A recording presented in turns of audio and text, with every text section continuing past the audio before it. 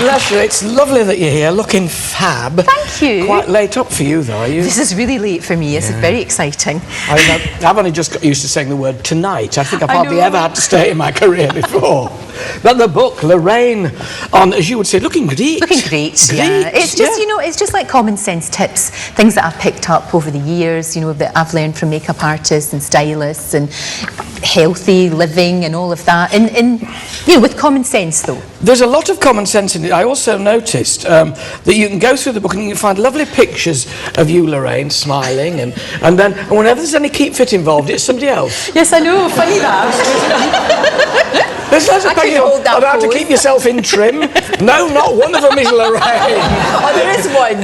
Or two, maybe. Oh, it was a lying down one. No, yes, I'm very good at lying down. But you make the point that you don't, it's not into this diet, you know, up, down, No, because I've done that. I've done that for years, Alan. I've been a yo-yo dieter. So what's the difference about your way? Do you know what I think it is? It's just knowing what suits you, and it's knowing what weight you're supposed to be. I'm supposed to be a size 12.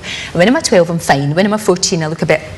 And when I'm a 10, which hasn't happened very often, I'm a bit gaunt. So it's knowing what it is, and actually just doing a bit of exercise and not eating so much rubbish. But for goodness sake, if you want a biscuit, have a biscuit. Have a glass of wine. Don't deny yourself these things.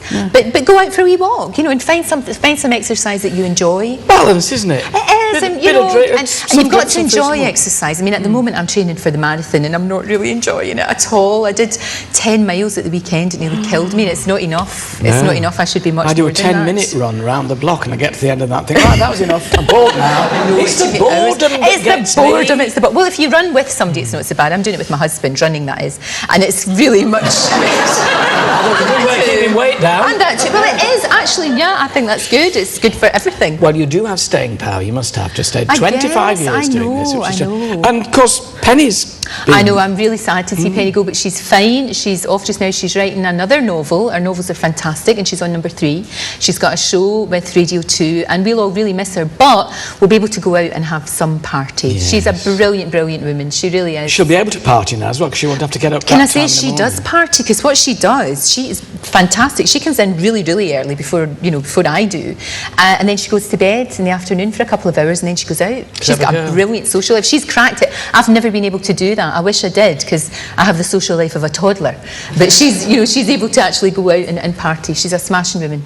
But do you still get a kick out of doing what you do? I do. I love it. Do interviews still thrill you? Totally. And what I love about it is, like this show, every show is different, and it's great. Like this morning we were doing the Oscars, and that was really, really good fun.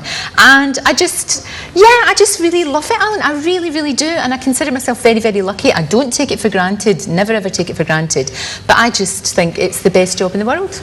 And then occasionally you get an interviewee who makes it incredibly hard work. Sometimes you do, not often, because usually if they're on the show, they're talking about something that they're passionate about. Worst so that's ones? Fine. Worst ones for me, it's when anybody's got a giant entourage. When there's the people themselves are usually okay, but it's the entourage who shout for special water and scented candles and all that sort of nonsense. And we haven't got that, we really don't.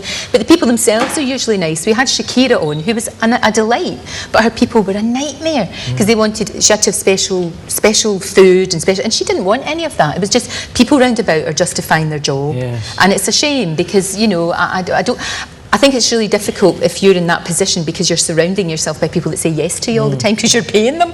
So they're not going to say no. I must remember to get some more of them. I haven't got enough. We're our minions.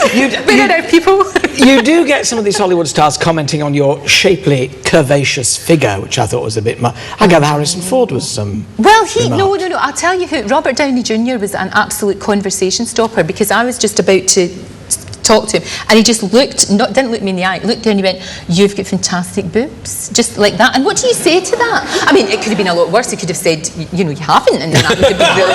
What am I supposed to say to him? "You've got a great bottom," or a nice winky? I mean, that'd be rude. Well, it would be rude. It would also show a degree of knowledge that people would have wondered how you got. Exactly. Yeah, I'd done very short shorts though, but never mind. Did it? Favourite interviewees? I mean. Oh, people that can just tell stories. Clive James I love to talk to, and I remember being lucky enough to interview Peter Ustinov a long time ago.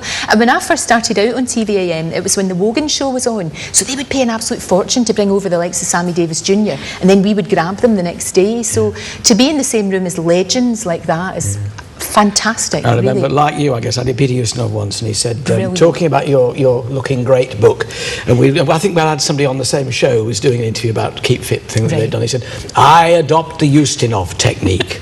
So I said, what's that? He said, when I feel the need for violent exercise, I lie down until the feeling passes. I like that. Well, if you don't do the Ustinov technique, do the Lorraine Kelly technique. Ladies and gentlemen, Lorraine Kelly. Thank you. Thank you.